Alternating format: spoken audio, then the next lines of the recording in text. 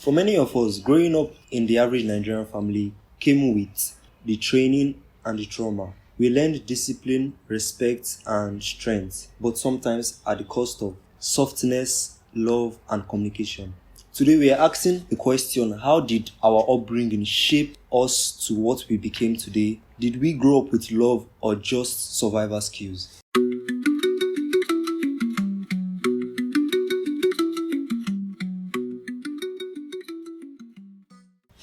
So, Victor, I realized that. Welcome to the show, first of all. Yeah, thank you. Once again, I realized that the last time you were here, we did not do a formal introduction. So, I don't know, would you want to introduce yourself properly this time? So my name is Victor Agbasi. I'm a graduate of Electrical and Computer Engineering of Nigerian University. Unizik, yes, yeah. And that's pretty much, my parents are from the East. So if that would be a very helpful piece of information, although I doubt it won't. How is it? I welcome to the show. I say welcome to you now. Now you get to so would you like to introduce yourself also? I don't feel like there's it. I've always been here with you. It's true. So Victor, let me start with you. Okay. If you were to describe your childhood, would you say you had a happy childhood? Well, I understand that people have different personalities, and what may likely appeal to one person might not necessarily appeal to the other. But for me, for my personality, I'll say my childhood it didn't come without its challenges, but to a large extent I enjoyed it. Partially because, I was my dad's favorite. I don't pride myself in that, but then not that I got away with anything. My dad was very hard on What me. makes you say you were his favorite? Was it that he gave you preferential treatment? Not preferential treatment. I mean, when I say preferred, like, it's just did he ever academically tell you explicitly? Okay, academically. Okay, academically. Because you were doing well academically. Yeah, And the truth is that if your parents prefer you to you, I think there's a way of them showing you, even if they don't make it explicit like that. Funny enough, my dad didn't do that in terms of maybe you buy something for me, he won't buy for others. No, for now I look back, he never did such. It's just when he used to advise us, be like, see Victor so now. he was using you as exactly. But do you think that's okay? Do you think it's okay for parents to compare their children to one another? Because I believe every child is unique in their own way. See, comparison of children, I don't think is okay to compare them directly and tell them. But somehow, every human, we have preferences. There's nothing you can do about it. It's just human nature for you.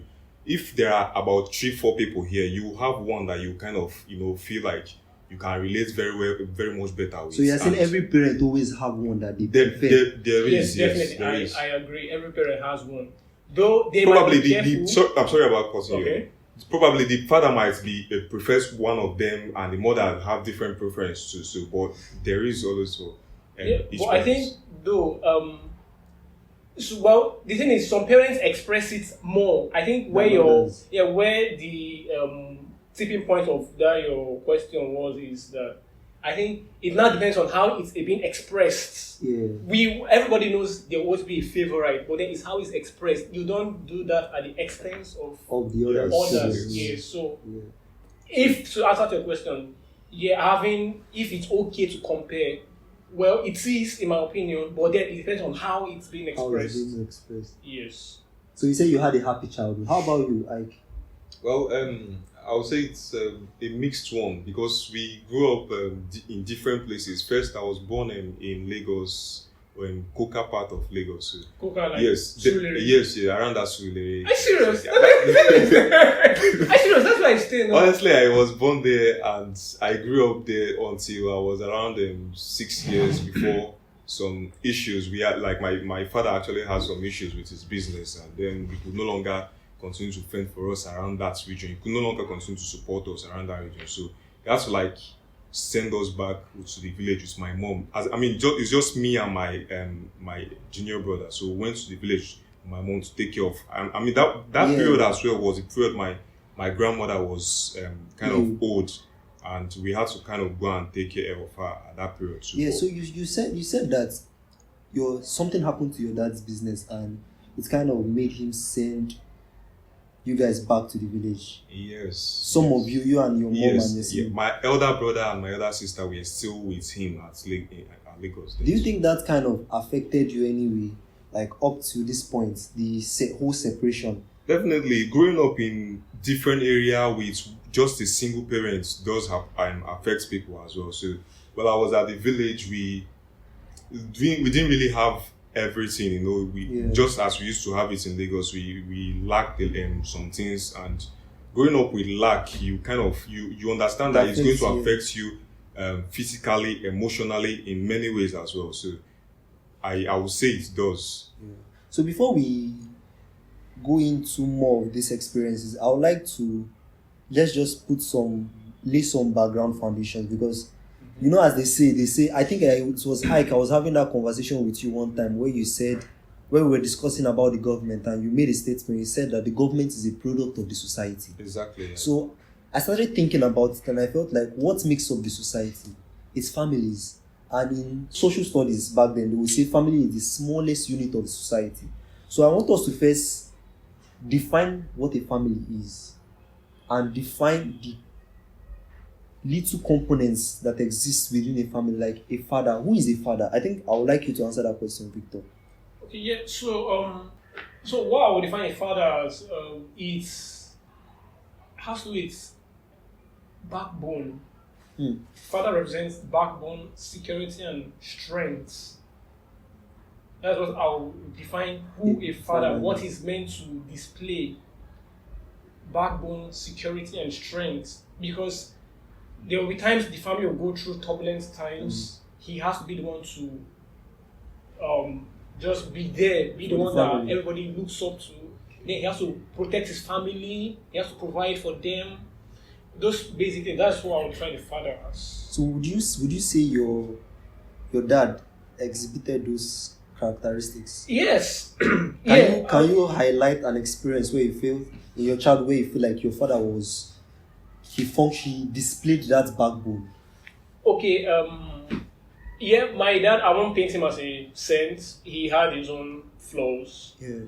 Growing up, I've always known it growing up. But that thing they say is when you enter the person's shoes, you understand. So I'm kind of not understanding why he did something he did. So back to your question, an example.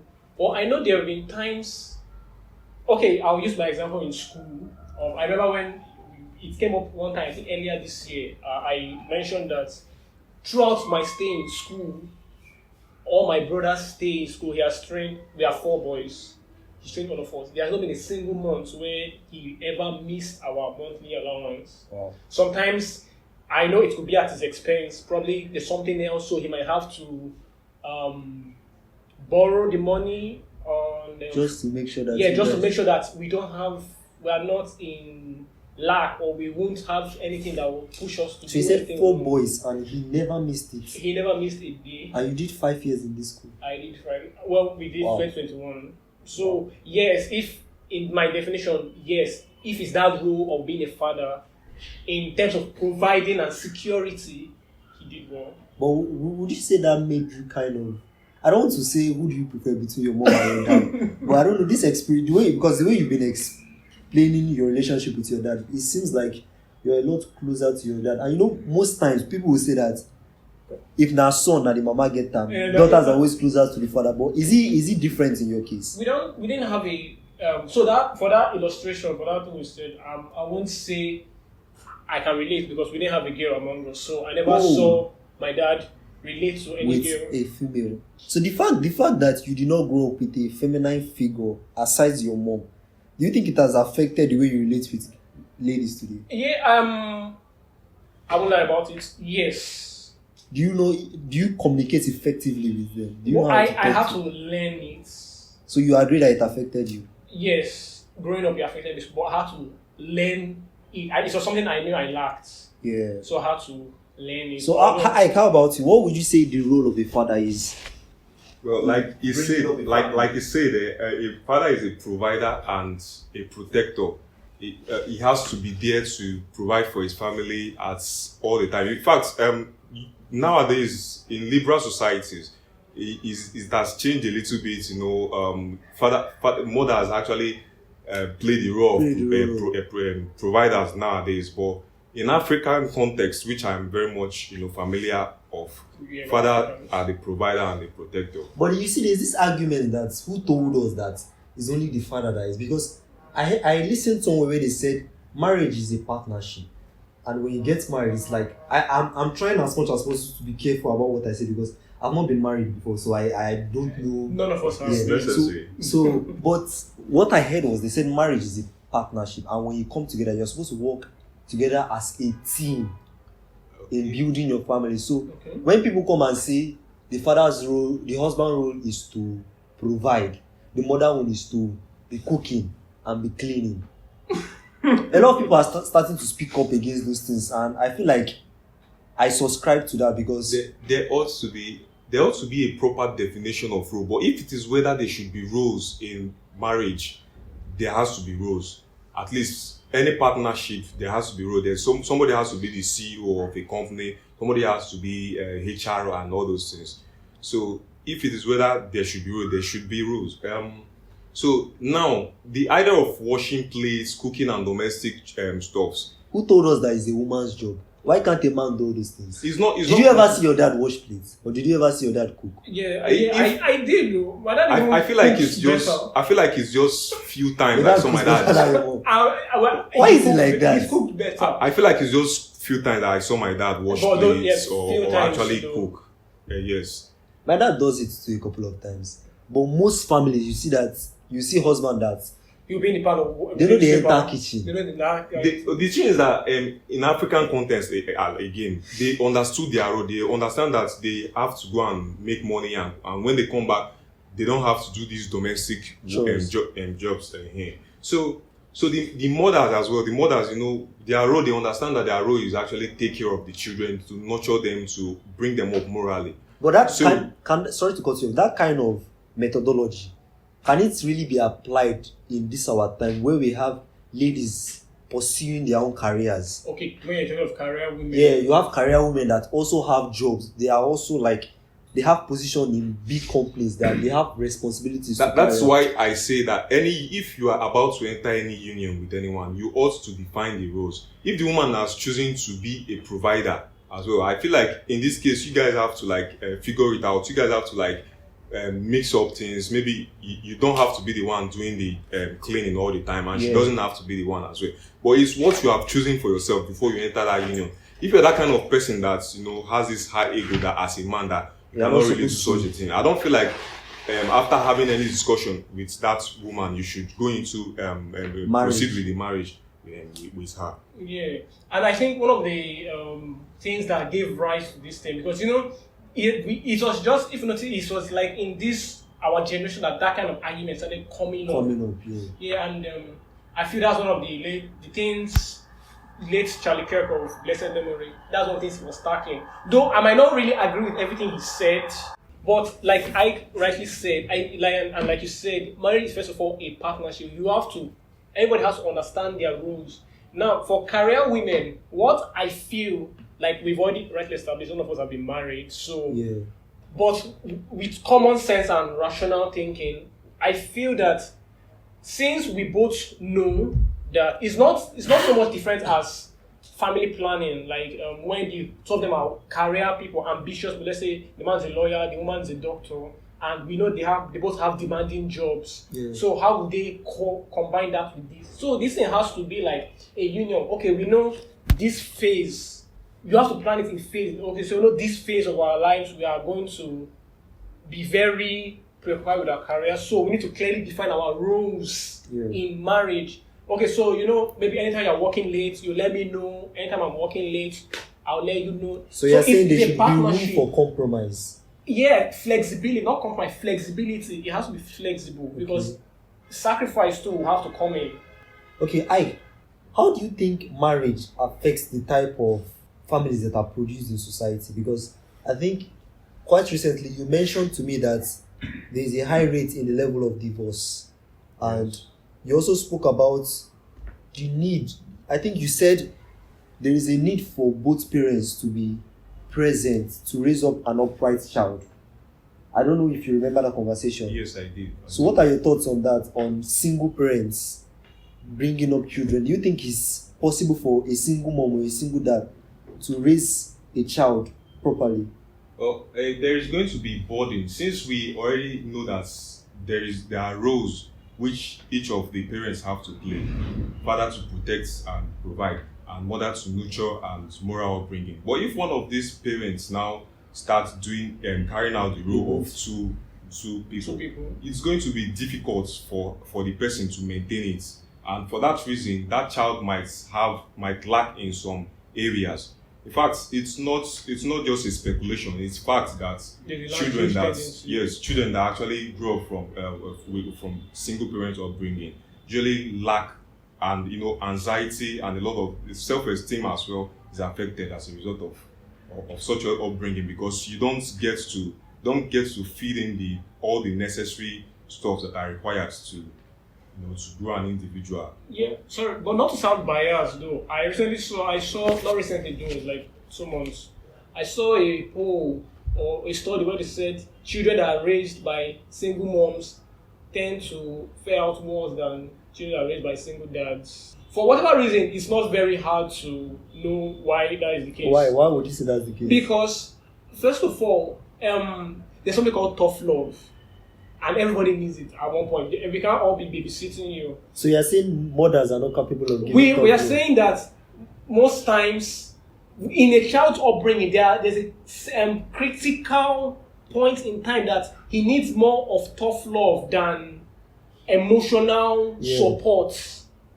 Because at some point they need to kick off those training wheels that honestly, I think I would disagree with you on this. Because this is the reason. Because those are his formative years. I understand and that. I understand the time that you're speaking about, and I agree that it's necessary. But I feel like it's more of a personality issue than a gender issue. So what do you even mean by tough love? Let's just get that clear. When you say tough love, I mean we'll use the very African example: flogging when necessary. We are coming to that flogging. Yeah. Flogging when necessary. And again, everything now is all about exercising moderation. Now that you brought up that flogging, let me speak about Victor. And I want to ask you this question first before I move to I, because I know you are a Christian. We are all Christians, but now you the more spiritual past all of us. I beg you. Yeah, so I beg you. what is your take on flogging children? Do you think, because personally I feel beating a child is not a way to stop a behavioral character. If you want to get a child to stop a particular behavior, I don't think you can achieve it through beating. You can only achieve it through another behavior. So what is your take on the way Nigerians beat children and Africans at large? And my pain here is the point where they try to back it up with Bible, where they come and say, spare the rod and spoil the child. But there is another verse in the Bible that says, thy rod and thy this thing comforts me. So I'm trying to think, what type of rod can be both thy rod and thy staff? What kind of rod can be both comforting and still be used to? Okay, first of all, one correction. The Bible didn't say that spare the rod and spoil the child. But it said... The Bible did not say spare the rod and spoil the child. No, it didn't say that. Are you serious? I'm telling you. So why have they put it like a biblical thing? It's not. And again... You are saying it's not in the Bible? No, it's not. It's not. You can check. But it said, train up a child in... I know, it said foolishness is abound in the heart of the child. And only the rod of correction will drive it far. So, the beating is necessary. But then, for correction, I also believe... There's something I noticed about my mom. Growing up, my mom only flogged... I can only remember my mom flogging me 3 times. My mom only flogged me like twice. My dad flogged me... Well, I'm not... I can't even count. My dad rarely beats us, like flogs us, but it was my mom that, Your mom was the one that used to flog. It wasn't like she did it so much, but somebody did the flog. So what I'm trying to say is, in also correction, it's not just about flogging. So the tongue too is also a rod. Do you agree that children should? Because I don't feel you should beat children. No, you should flog them. But then I'm emphasizing on moderation. Leave moderation apart. I don't.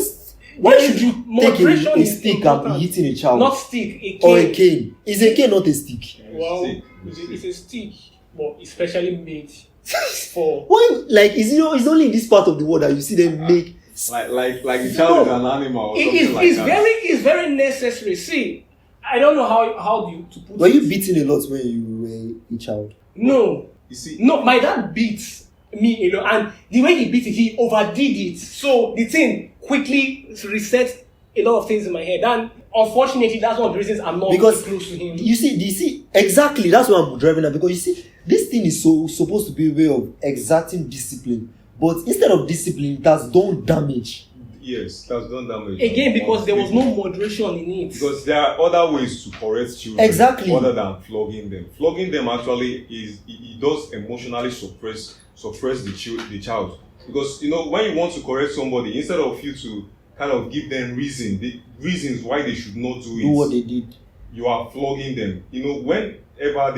Whenever they feel the urge to do something again, they kind of just go in and they are suppressed by that flogging. Especially they if don't they are get kids to that they are express not. themselves. Yes. Yes. But And it does that trauma does go on with you throughout your life. your You might life. not understand it, but it's always there with you. okay, wait, I want to put that something you said in the sentence or in that phrase of when you were saying flog. You don't you don't explain to them why flogging. But what if before you flog them, you explain to them why you are flogging them? What have you thought of that approach? I've thought of it, but me, generally, I don't buy the idea You of flogging a continue child. to discuss with them and See, no. and There are other explain to ways, them. No. They are humans. I'm They are saying- not, I'm not they're saying- animals that don't understand. I'm not you. saying there are no other ways. I'm saying you can't remove the place of flogging a child. So you are saying flogging is important. There are times it's very necessary. Okay, kids like children that were born in, let's say, the US, were they not trained without flogging? And Definitely. And If they I'm don't being have- honest, they don't have very better much than most us. of us here. You Yes. I think so. Because you see, You okay, think- see, flogging now, I think- said, it does suppress people that they kind of did that on, because you see, it instills fear on children, and they grow up with that. Instead of questioning anything that happens, they now go in and their government do some bad things. Instead of them to question it, they feel like, okay, I have to respect and respect and all those things. And Because there's another pattern that I noticed, that Nigerian parents sort of equate fear with respect, I disagree. and is as a result of Of the flogging. flogging. It's a It's result of only flogging. when you know why- flog a child that the child will become so scared of you. you know why when you flog a child like No. that, he will be very much afraid of you. I said there was a time I beg to There was a differ. time when we were growing up that because my dad beat us to the point that when he comes back from work, all of you enter the room. we all leave the parlor for him. If he enters that room by mistake, we all leave the room for him. Honestly. So normally- and somebody might see that and call it respect, but that's fear. No, that's Yeah, fear. that's fear. That's fear. And the only reason why we feared him that much was because of the beating.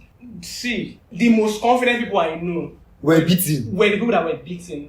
I'm saying, see, So you're saying beating makes people more confident? no, see, get what I don't I'm saying. understand the. Get what I'm saying. I'm with you. There are times you flog a child, but then you do more of I keep coming back to this thing. You exercise moderation in this because imagine this scenario. Demonstrate a moderate way to flog a child. No, not like in terms of how many strokes you flog. For example, I told you my mom, and I think this flogging of the thing, it has to do with personality.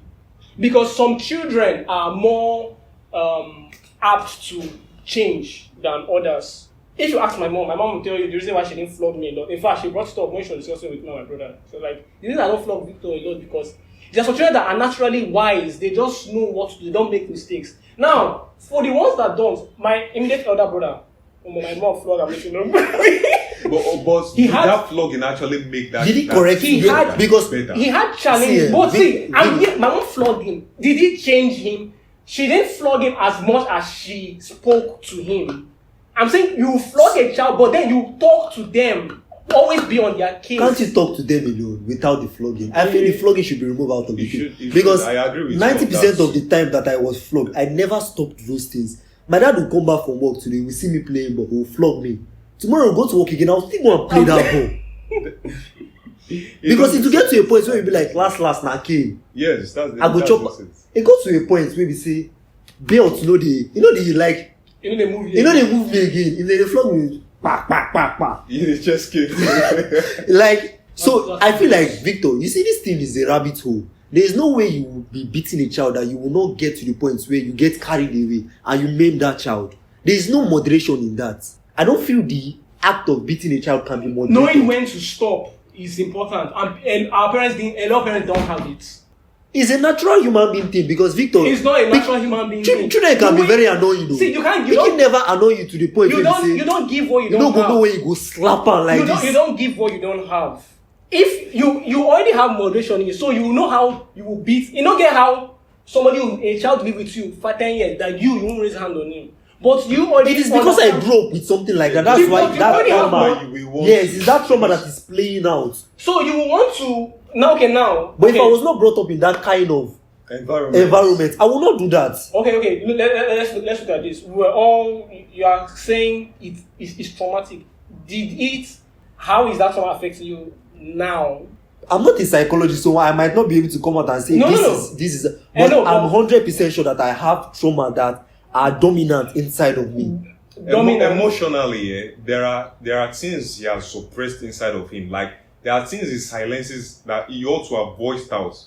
In this society now, you see your elder, just because your father has played that role, you see your elder and your elder misbehaves. Instead of you to speak up and tell him that what he did is, but you are afraid, like, just because, that role your father has already played, that flog and everything, you suppress that, thought you ought to voice out already. I believe it's a trauma that is living and playing. I believe in Africa, parents mostly police their children. They don't train their children. Africans don't know how to train. Africans police their children. Can you explain what that is? Police in the sense that now they don't know. Okay, for example, some things they claim are disrespectful are not really disrespectful. For example, talking back at your parents. It's not as if it's okay. Let me give you an example. Let's say your dad, maybe this thing that they do that they won't let you explain. Yeah. That's one of the things that bring trauma. Because you're like, calm down, let me explain why this is like this. That thing they don't do is very bad. And like I said, the kids I know that are the most confident kids I know, they were flogged. But if you see their relationship with their parents, it's not fractured. So was it worth it? You say it was not fractured. It was not fractured. They are still very on very good terms because their parents understood that moderation.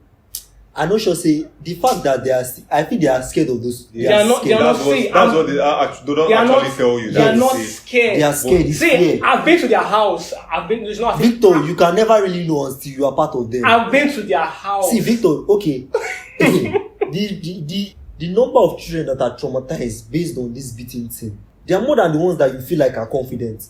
Then does the means justify the end? Africans police their children. But you need to let's just think about it in what perspective. The liberal society that don't flog their children actually turn out better than us. In fact, they obey the rules and order in society more than like you see a lot of us at house, we dish out hatred on daily basis. Go to social media. Our social media, when you ask questions there, the way they follow you up with the reply, you even feel discouraged about it. So all these things are like, as a result, I feel like it's as a result of those kind of training that they gave those children. Yeah. It's not look at their society too. Of training. Look at their society. If you whenever they come up with something and that's not really nice, their parents correct them. And when they grow up in that manner. They grow up in that manner. When you ask questions in their platform, the way they answer you. When you're not the one that told me, sorry better. to cut you. When you're not the one that told me one time that I don't know, you said it's the Japanese that they are very, very obedient, something like that. That if you go to Japan, you can't even see somebody dropping something on the floor. Do they beat children in that country? I think they do. In Japan, no, Japanese they flog them. You need to be sure. Asians are strict. They know they flog. Asians are you need to be sure and not just think. No. I don't think they flog their children. Okay, no. Now I'm confident they do. See, Asians. We can browse it now. We can. No. Asians are big on discipline. Forget this whole. See, Victor, there are other ways of discipline. Flogging. See, flogging is not an act of ways. discipline. There are many ways. In fact, flogging is one of the ways. Yeah. But making it the center of flogging is not the way. Is the way. Well, how about removing their privileges? Exactly. Like your children have privileges. And maybe when they disobey you, instead of maybe you take their devices or something like that. You take the devices they are using. You restrict their kind of even their restrict their movie time as well. Movie time as well. Many things. So when they throw tantrums, what do you do? You lock them inside their room. Tantrums. You lock them. That's worse. How is it worse? Psychologically, it's not even good. Why do you think they lock down prisoners? Bro, the thing is, psychologically, flogging a child does not make the child better. It doesn't. It does not stop the behavior. Statistics shows that flogging a child doesn't. Flogging a child as the sole remedy. The reason why I feel like the reason why you are backing this ideology so much is because it has a religious basis. It's not that I'm a product of flogging. I'm a product of flogging. You're a product of flogging. I'm a product of what? I'm a product of flogging. But They are products it's not of that it flogging. didn't affect, see, because there were other things. So you feel like it did not affect you? Along the way, you know, somehow life has a way of doing some things. Along the way, I won't say that there are some people that if I didn't meet growing up, I might not be the person I am. Okay, so I feel like we've spent so much time on this issue of beating. So let's just agree to disagree and move on to something else. So I want to talk about how it's interesting how something that was supposed to train us ended up breaking us. I want to talk about the emotional culture and communication culture in our families, especially Nigerian families. And I want to ask you, Ike, Okay. growing up, did you ever hear your parents say I love you to each other? Or did you even hear them say it to you? I did not. That's the truth, actually. And in African context, in Nigerian context, communication flows downwards. You know, you talk to the child is mostly not allowed to express themselves. They have to just take order and command from the father and the mother. So would you say we really grew up with love? It's just to an extent. The way our parents does express love is by providing and making sure that they are there for us, but not in sense of communication. So why love sometimes has to be like expression of love has to be expressed by words as well. But our parents don't do that in most cases. It's usually by providing for us. That's just really expressive. Funny enough, I think a lot of people would say they didn't hear their parents. Do you know when I knew there was a problem? It was recently. It was a couple of years back, I think year 1, year 2, when I started communicating with my auntie that stays in the US. So a time came when she started mandating it on me that at the end of every phone call, we must end it with I love you. Tell her. Yeah. And she'll say it back to me. I was like, it felt very cringe. I was like, waiting this woman do now. Which kind of thing you know this It one? feels very cringe. I was like, what is this? Over time, we started doing it. It got to a point where I became comfortable with it. Like, till now, till today, if I speak to her, we still do it. So I was like, if I can tell my auntie, I love you, how much more my mom? So when we went home for a break, we were all in the sitting room with my siblings and my mom and my dad. Wow. So my mom sent me to do something. I came back, she did it, I did it for her, and she was like, thank you, dear. I was like, you're welcome, mommy, I love you. The next thing, everybody was laughing. God, very embarrassing. Even my mom too was laughing. That was when I knew that something was wrong. Something is wrong with us. Like, something is fundamentally wrong with us. Everybody burst laugh. Like, I think we should normalize telling the ones we love that we love them. It's not a big deal. Okay, wait. Did you feel embarrassed? I felt embarrassed and I said I wasn't going to do it again. Imagine. And I don't know why. Like, who did this to us? Yeah, true. That verbal expression. You know, most parents feel that, like Ike rightly said, love is in expression. And if you ask my dad, if you bring this thing up to my dad, like I remember, although it's kind of personal, but I'll still bring it up. I remember when my parents had issues, and because there was something my mom said to him, and I think it's because he doesn't want to confront that fact. That's why it bugged him so much. It's like when someone says something to you and you're angry. You're not unnecessarily angry about something. Look into that thing. It has an element of truth. My mom was like, you don't have to love children. And up to as at when I went back for IT, he was still bringing it up. Like, he was very angry. Like, what do you mean? Like, it was in essence, he was saying, I've always provided for these kids. They feel provision. Love is all about provision. While it's a greater part of provision, because that's where I always that's why I don't really fault girls when they say, if you love me, prove it. Because love is in expression. It's not in words. It's not just in for girls of this hour. Let's not go into that. No, let's not. But then I feel that verbalizing it and also acting it out is what is the full package. The full package, not honestly. just because you see this, part. and I feel like it affects even till today. Even though someone like Victor Logo won't agree, but I feel like that thing has traumatized us in a way such that it has affected even our love relationships and the way we communicate with people. Yes, because family being rightly defined is the smallest unit, and if the smallest unit is wrong, it will affect the it will society. affect the system as a whole. If something goes wrong, and true. I don't know, for our listeners out there, parents, children, if you love somebody, if you love your mom, go call your mom today. Tell your mom, "Mommy, I love you." Call your dad. Tell her you love them. It's important. I only tell my dad I love him on text. I've never said it verbally. You've never said it. I've never said it I've verbally. never even told my dad I love him before. Also. Yeah. Okay, maybe we should do this now. Let's make this an assignment. Let me not This say night? anything. Why don't you want to? You feel like it's not something you can do, like. Well, I feel like it's going to be hard, but it's something that Why? I'll do as well. Why is it hard? Don't you love your dad? I definitely do love him.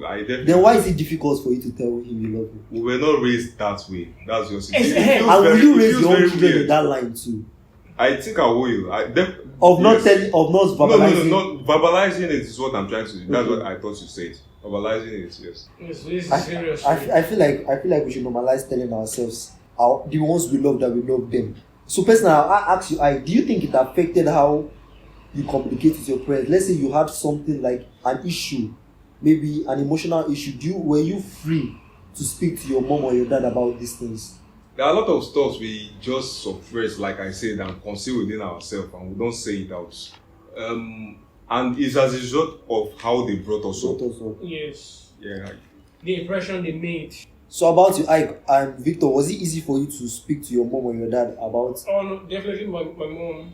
Why is it usually moms? My dad, the only things I'm free to speak to him about is anything school related. I think he's heavy on Your academics. on our academics, yes. But my mom was more versatile. I mean, she was more open, though. And I think one of the reasons, I think this love issue that came up, one of the reasons is there's not sufficient and substantial communication between parents. Like growing up, I don't really remember a time where I sat down to gist to my dad.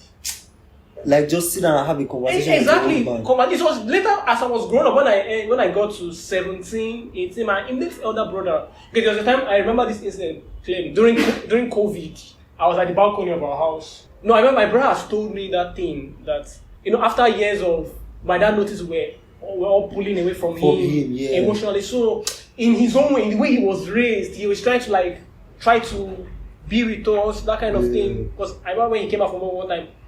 When my two other brother left, I wanted to leave. I'm like, why are you leaving? I knew he felt bad. Yeah, my dad too. I felt bad. So there was time I was in the balcony. My elder brother told me, if you are there and he comes to join you, don't leave. Don't leave. Just stay there. Me and my siblings too had this part. At that point in time, that is when, for some reason, it now started. That was a turning point for me. Because then I started learning how to be comfortable in his presence. I'm telling you, you are narrating my experience. Because I had to learn how to be comfortable. Because from these things, you have to first be comfortable in their presence before you can talk to them. They didn't make us comfortable in their presence. So I had to learn how to be comfortable. I wasn't raised to be comfortable in his presence. Yeah, there are a lot of stuff you have to. We had to. That's why I began the conversation. I was like, I had to learn. There were some things that were lacking, but I had to learn it because it's now on me. Because I've always thought to myself, I don't have this issue with my mom. I can be with my mom all day, and it's the same thing with for all my siblings. We can be there and we just chilling and vibing, but it's funny, but I think I've mentioned it to you before. I think one of the reasons why we used to leave that time is because this man will come back from work. We see all of us watching something. We change it and put news. Yeah, how do you expect us to still be here? Or or maybe something is just wrong. Just say it, you shout. Like, actually, it's the shouting this. Isn't that the tough love you people are saying? It's the tough love you're advocating for now. It's the tough love you're advocating for. No, tough love is all about knowing when to stop. There are things that, for example, not washing plates. My mom will just come. There are times is when you've been telling it over and again, over, that's when she fails. it should not flow. But I don't see any reason why this raising of voice, and it has to do with this raising of voice, this shouting on children. That I don't. That's another thing I feel traumatizes them, because when you're shouting, you're like frightening them. And that's what Ike was saying, that you, especially when that child is somebody that is already introverted. Yeah, introverted. Yeah, as you keep shouting, he's locking up a lot of places in his emotions. Wow. And it's crazy. It is what it is. We cannot change the way we were brought up, but I think it's important that we speak to each other about all of these things so that we can heal. You can change it, like while raising your children, make them, model them in a way that you actually want. Yes, change the narrative. Yeah. So, Victor, do you think religion plays a role in the type of upbringing a child gets? It has to do with the way it was introduced. How do you mean? Okay, so on Twitter currently, at the time of this conversation, there is this issue of killing of Islamic violence, because someone posted something of this, of a girl in the north. She made a blasphemous quote unquote statement about Muhammad, and her cosmate, I think in Sokoto, her cosmate burnt her to the one death. that happened. Yeah, that happened. Wow. Yeah, so for some reason someone brought it up, because the Islams were saying religion of peace. So people are bringing up examples that religion of peace, but if it's until it's religion of peace until you want to leave, or until you blaspheme the prophet. Yeah, exactly. So I think, but the thing is, it's not all. I have Muslim friends. Again, it's all about how it's being given, how it's being expressed to them. So yes, it does. It really does. It has an impact on how a child is brought up. Because imagine a child growing up in Sokoto now, these die-hard Islamic communities. Imagine he's seeing it and nobody is condemning it. They're all like, it's for the prophets. Yeah. What do you think that child will grow up? That child will grow up to be violent. I mean, it was justified. Nobody condemned it. So, I mean, why should I not do it? No. You said something earlier on that I just remembered, and I don't want to lose it. Okay. So you spoke about how invested your dad is in your academics. Yes. Do you think that kind of affected your academic performance? And the reason why I'm asking this question, the question also applies to you, Ike, is because I noticed the pattern. I first of all noticed it in the life of OGC, our cousin, our friend. Mm-hmm. So OGC's parents are very much interested in his academics. Like, wants to write even a quiz. Once result comes out, they're asking him, what did you get? Are your results out? This one, they want to know. And I feel like he grew up with that pressure, and sort of made him perform excellently in his academics. The same thing with current best graduate student. His dad is a barrister. His parents were so much invested in his academics. It took me back again to my secondary school days. I had a classmate that time, and his mom was our physics teacher. His dad was a physics lecturer in OAU before he died. My God. So and I noticed the first son that was in the school before I entered, graduated best graduate student, best WAEC result, best JAM result. The daughter that followed, best graduate student, best WAEC result, best JAM result. Then the boy that was in my set, when we were graduating, same thing over and over. So one day I engaged him in a conversation, and he explained to me how in their house the parents make sure that at certain time they are all locked up in a room reading. None of them had phones until the day they finished and graduated from secondary school, before they got their first phone. So do you think parents' attention to their children's academic affects the way their children perform academically? I actually think so. It does. It's a fact for me that children, because for me, my parents don't actually, my parents are actually, I would say they didn't get education as much as possible. Okay. So they did not. My father was so focused on his job. My mom, she didn't get, as a result of her not being very educated, she barely asked us about how our performance was in school. Yeah. And for that reason, you might not feel the need to actually perform very much better. Yeah. But in situations like you just mentioned now, where they are very much concerned about how your performance is, you feel like you need to buckle up, because if you don't do well, the reward is not going to.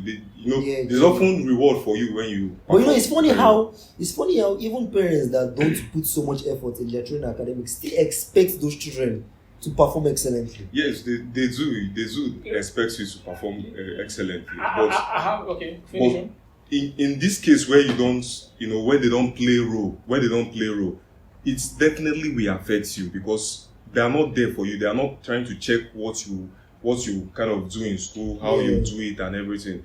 So it will affect you in one way or the other. But that's not to say that in all cases It's an excuse for not performing well. Yes, what I'm trying to say is that that's not saying in all cases where parents is always there checking their children and they actually perform well. So it has to do with the children, whether they are smart or not, whether they have a good So Victor, you wanted to say something? I feel two things. So first, I know you might not agree with me, but I think it has to do with genetics. If the kids are naturally brilliant. Yeah, I agree with you on that. I feel like that's what I just yes. Yeah. I mean, that's one.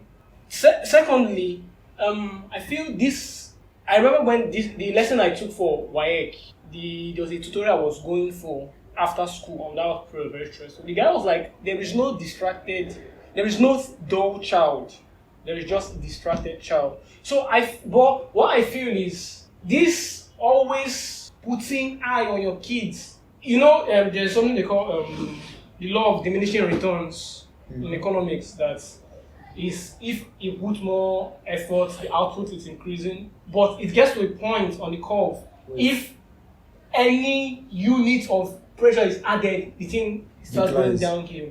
So I feel because we might not hear the stories, or we all know of stories of high performance kids in school when they come out.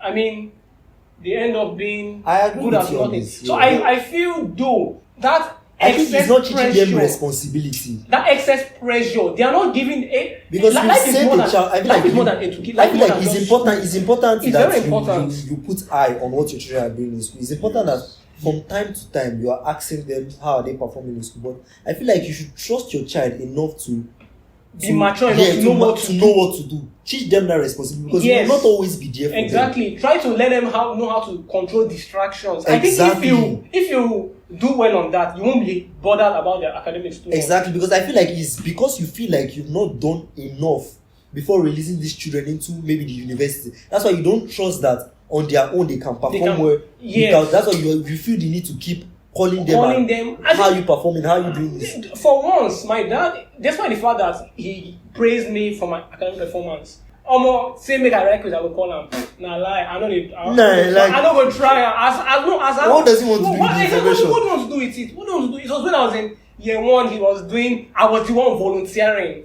Year two, on my second semester of first of honor level, I stopped it into his own is. Hope you don't have carryover. If you have carryover, make sure you clear it. That is what he was. My dad is not say you perform or you don't perform. Just be serious with school. He wasn't the very pressuring. You don't think be serious with school. Do your thing. Because I notice most times it's always these parents that have acquired education, like maybe their parents went to the university and they know the value of having this high CGPA and they've gone through the system before, so they want to maximize it for their kids. So I feel like it's a two-way street. But looking at it too, it's also risky. Over putting pressure is kind of narrowing the child's vision because he might come out thinking it's not only by book, and then they are really after university now they find out it's not. This is not it. Life is more than life is book. No, they don't say your papa. When how many waiting the bill of CGPA? This was the bill we're just talking about. Say they carry Lambo. I'll go buy them with 5.0 CGPA. So I feel that thing too. If they are not more, they'll end up ruining the child. This excess attention on just their academics and even trying to dictate what the child should do. Oh, that's even worse. That's very bad. That's even worse. You see kids that when they come, they be like, "Come back home, go back. This way you go back." Like that's what I was telling. Like when me and I were inside school today, we were discussing about the system of boys' hostel, how they restrict boys from coming into girls' hostel, restrict girls from going to boys' hostel, and I was like, are they really preparing these kids for the future? Because in the real world, nobody's going to be there to be ensuring that a boy is coming to visit you by 9 p.m. nobody's going to be there to be doing all of that. So I think when you send children to school, especially university, I feel like once you get admission into university, you are considered an adult. Yes. So you should be given the opportunity to learn to be an adult. Though I get the need for those boundaries. Yes, those restrictions. Yeah, I get the need for the boundaries. But if I'm against boundaries, no, I just feel the boundaries should be kept in place. Oh. Because this is school environment, and if anything happens, is the school. The school is they are more likely concerned about their image and reputation rather than who cares. If to prove to you that they don't really care about students, look at the condition of the hostels. If they really care about the hostels won't be as dirty as they were. There was a time like that. There was a time earlier this year when it was trending on X. They snapped a public university in Ghana. One of the influencers now said, bizarre, like, there is no private university in Nigeria that can beat this public university in Ghana. As in, there were people now posting pictures of their university hostel in Nigeria. It was shame when me agbada that day. Because if the school is really concerned about the kids, that hostel won't be in that condition. I mean, it look like a prison cell. See 5 boys, they are all lying down like ex-convicts. So I want to prick you guys brain a little bit. I want us to talk about marriage, because at the end of the day, families are as a result of marriages. Family is like the product of marriages. Yes. So I was having a conversation with Ike a couple of days ago, and in a way, I feel like he was supporting the traditional way of getting married, where the parents of those that want to get married will actually go out and go and find families and bring like arranged marriage for their children. So what are your thoughts on that? Do you think, because his argument then, I don't know if you remember that conversation. I would like to state what I meant. Okay, let me just learn. So his argument then was that the rate of divorce that we are having today is higher when we are allowed to pick our spouses by ourselves. Compared to then when they were chosen for us, he said there were not so many divorce cases. So you said you wanted to state what you remember. Yes. Okay, you see, those days, they usually do this. It's not totally arranged marriage, or as you clearly defined that the arranged marriage is when in case where you don't actually get to where there's no courtship period at all. Yeah. I mean, the recent cases where such thing occurs, they usually pair you with somebody and then they give you periods to relate and get to understand yourselves. So the fact that are there that those days marriages, in fact our parents, their marriages did not actually end in divorce, compared to the recent cases where they actually go about that, relate and everything. So are you saying are you suggesting that we go back to that way of picking our spouses? Not are you totally, saying to reduce the? There has to be a high, like I said, I've said it before. Culture is dynamic. When you see that something does not really work very well, then there are things you can look from outside and infuse it into your culture and get it working well too. So if that kind of marriage, like usually what sustains that marriage of our parents is they don't want to be criticized by the society. I feel like in most cases that's what sustains the marriage of our parents. They don't want to be criticized. When the man is doing bad, the woman just insists on staying and everything just because you don't want to be criticized. So in my own understanding, I feel like any culture that doesn't really work well does have its good side as well. So we should just try to take out those bad side of those culture and bring in, pick our poison. Exactly, and bring in stuff that actually you can merge with it and make it work. So Victor, what are your thoughts on that? My plus one or my addition to this arranged marriage of a thing, it's like the caste system of India, when they always divide societies into castes. CASTE is like, so in the caste system, somebody from this caste can never marry from someone from this caste. It's not that it never happened. It did, but those marriages endured family persecutions, what I mean, family wahala. But if we now look at it, I believe in arranged marriages, and this is my reason, is because sometimes these families, my saying I believe in it doesn't mean I fully agree. I believe it's good in a lot of cases, because now we all know that though arranged marriages to work, these two families must know each other. So there is a common baseline they share, something that can never be compromised on, and two of them agree that this thing can never be compromised on, and they want the continuity. The parents individually want for their kids' families to continue in this baseline that must never be broken. And they find a family that also shares that agreement. So why not go ahead with it and maintain that thing? So another reason why I will not say I won't advocate for it in some cases is they talk about, although I'm not married, I've never even been in a relationship, they talk about compatibility. I don't know how that works. I feel compatibility issues arise when nobody wants to compromise on their character, or now you don't want to work on yourself. So I feel compatibility issue is not a problem, it's just pride. It's just pride. Because what stops you, if you claim you love this person, change, work on yourself. As long as what he's asking for is not very what's the word? It's not very irrational. It's something that is obtainable. I mean, why not? Why not? So, because the arranged marriages have a good, and they are responsible for preserving values and cultures. So you see, there is a Nigerian system of parenting that we are all familiar with it. It's just that they've not documented it, where they say it takes a community to train a child. What do you think about that style of parenting, where you have everybody in the society giving their opinion on dictating what your child should do? You don't agree with it? Zero. Totally. Because he ends up confusing the child too. And he ends up trying to be a people pleaser. Yes. He doesn't now think for himself. But some of us grew up in that system. No. Where you have, if you stayed in, maybe all this face me, I face you. So you say, if you do something, they can say, I will go and tell your mother, I know your mother. Like your neighbor can always has the right to correct you, because they believe that everybody they train Peking. Correct, true. I still, because I think this thing now, it now depends on how much the parents will allow the community to dictate. Okay, for example, where I was staying before, it was a 2-story building, 2-bedroom, so we're 6 tenants.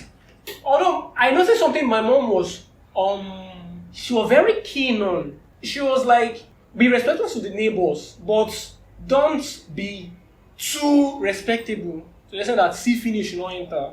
Don't be too respectable to the neighbors. Be respectable, like give them the borderline respect. But don't be too familiar. Don't be too familiar with them. Like don't go to their house. Even when we had neighbors that had kids, because most of my childhood, my family was the only family that had kids.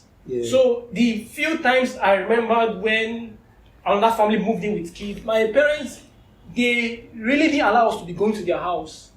Okay, so the reason why they didn't allow us to go to their houses is because by going to their house, you're opening an unwanted door of familiarity.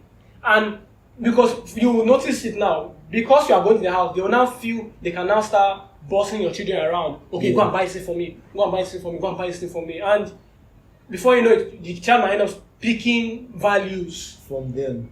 Values that might not necessarily align to your values as a parent. So that boundary has to be there. So that's about community raising a child. It depends on the community's effect on that child. All depends on how much latitude those parents give the community on the child. I think I agree with that. And that's one thing I appreciate my mom for so much, because growing up, all those kind of women that when they see another person's child doing something, they will go and start telling the child's mother that I see your daughter, they do this kind thing. My mom was the kind of mother that you could never do that to her children. If you come and meet my mom, and I remember an incident where a woman came and told my mom that she saw me following some bad boys. She was like, she saw me following some bad boys, this one down, say, I don't know why they follow these boys. So my mom listened to her finish. My mom was like, no problem, thank you. And that your daughter too, I saw your daughter too, she was following some men too like this. Bang for bang. Yes, that's what my mom does. So that kind of thing, next time you not come and meet her and tell her about her children. Because what makes you think the parent is not aware? Aware of it, exactly. That's one of the things I appreciate appreciated about my mom so much. Though, I'll still chip it in. I'll still chip something in. In as much as we are all in this conversation not really agreeing on that thing, there is also a benefit to it. Yeah, because if for some reason the child enters trouble outside in an unfamiliar environment, most of the times it's someone that knows him, sometimes from the streets, that will help out that child. Okay, so I remember, like I said, in as much as my mom didn't allow us to become very familiar with people, she trained us to be very respectful. Like, they know us in that area. And my mom, she always treated the area boys well. Because there was something she mentioned that, see, area boys, you think they are useless until you enter trouble. That's when you know. I'm not saying restrict your child entirely, but let them be boundaries. Let them be boundaries. Just establish boundaries. Because when time comes, now people will sabi your children, where like they have them in good mind. True. So like, I want us to talk about one last thing before we now round it up. Do you think the traditional method of parenting can work with Gen Z, the current Gen Z children that we have today? Definitely, Gen Zs are humans, so anything that works for the generation that preceded. But you know they are different from us. You have a 2-3 years old operating an Android. They are humans, even at that. They are humans. So anything that any model that works for generation that precedes us. Did the model really work for us? Whether you don't understand me. You said the traditional parenting. If I think the traditional parenting can still be applied to the children that we are having. That's what I'm saying. If it can be applied to the generation that precedes them, it can be applied to them. Can it be applied and result in upright children in society? Yes. What you should be asking me now is whether the traditional it's necessary that we change the traditional. Obviously, we should change it because it did not work. Yes, and I will say yes, but whether it will work, it definitely will work for them. So but if you ask that, it did not work. That's why we need to change it now. No, I believe, in the conversation there's a phrase you mentioned that culture is dynamic, or was it Ike that said it? It's Ike that said it, that culture is dynamic. So I feel we should not entirely abandon the traditional method. Yes. We should just it should dynamically evolve over time. Because like you said, you can see 5-year-old operating Android, iPad. I mean, when we start to see iPad. Nah, when they buy your that kind of thing. So I think it should be fluid, but there are some things that we should never compromise on some core values. Yes, some core value systems that we should not compromise on. We can, the way it's being delivered is now where the flexibility comes in, but it should never be compromised on. I think I agree with that. Also now I want to know, like, how do we heal? Because agreed, we all have trauma that we grow up with. How can we heal from some of these traumas moving forward and ensure that we don't pass some of these things down to our children? Okay, one of the ways we can heal is by educating ourselves, by trying to understand our emotion. This emotional, emotional intelligence. So we need to try to understand. When anger is creeping in, you need to understand what's causing the anger. What can you do to actually, to slow down the situation and try to get yourself back? This is one way that we can, heal from some of these traumas that we grew up with. Yeah, and we should also learn to take it easy on ourselves, not blame ourselves for everything that actually happened to us. How about you, Victor? What do you think? Basically everything like you said, you first need to understand what effect. I feel all trauma is not bad trauma. Because there are some trauma that shape your personality, that if this thing didn't happen to you, you will definitely turn out differently. And most times, the end result of the trauma actually turns out better. So I feel that I feel that we should understand that, okay, this my pass through wasn't good, but this is how I turned out. But the fact that it worked for you might not necessarily mean it will work so it should not become a principle that it should not become a principle to you. You should understand what it is. Somewhere else. Yeah, exactly. So educate yourself and ensure that even if you want to you want to bring about this necessary change in a child or this necessary result, make sure that you understand that there are some routes this can be implemented other ways. There's no one way to skin a cat. So bearing the society in mind now, what do you think parents of our time now should be doing more to ensure that the kind of children that turn out that they are bringing up don't become menace to the society? Like, Okay, what do I think that parents should be doing? Well, always be there to educate them, and I don't think they should actually flog, because in the end, when you flog the children, you kind of you don't do them any good by flogging them. So you should always be there to explain to them why what they are doing in love. Yes, and also you remove privileges, just like we have said. Yeah. Yes, and then there are other things you can actually do to, but not so some don't come in mind right now, Isha, but those who have actually listed, these are I one of agree the- with these you. are the I two ways. totally agree. The idea of flogging, I don't think Victor, you're smiling. I'm Flog totally your pikin, against. if you I'm want to totally flog your against pikin, it. flog them. Yes. So you flog your kids, is that what you're saying? When it's necessary, yes. I don't believe children should be flogged. I feel like we're not flogged enough. That's why you feel like No, it's not flogged enough. But I was flogged. But you guys are advocating for not flogging at all, and I don't. I mean, you flog a child, but don't make it too much. So what our parents can do, well, you should. There's some certain things that you shouldn't compromise on. First of all, understand the personality of your kids and the different approaches to raising, because you can be in a family of four and all 4 kids have different personalities. So you first understand the personality of the child and how best to train this child.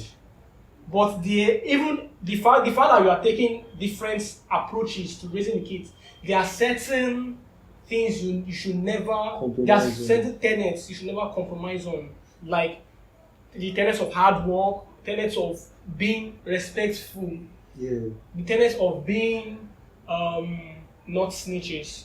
And it's very true. I mean, snitching in terms of when they talk here, you talk, being talking too much. I feel a lot of kids weren't taught that, and it's very necessary. Then, confidence building. how can kids build confidence when you are flogging them? You don't know. Why you keep attacking me on this? Yes, because Confidence building has nothing to do with confidence building is more you build confidence by interaction.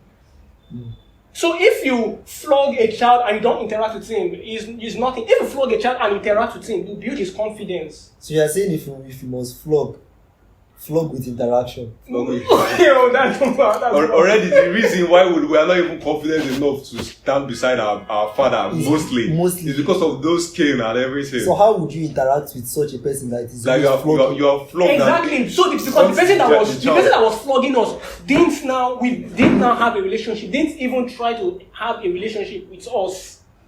That's why. So for me, I still stand. You're an advocate of flogging. I'm an advocate of flogging a child, but again with moderation in mind. No problem. It was nice having you guys again today. Yeah, it was. Thank you.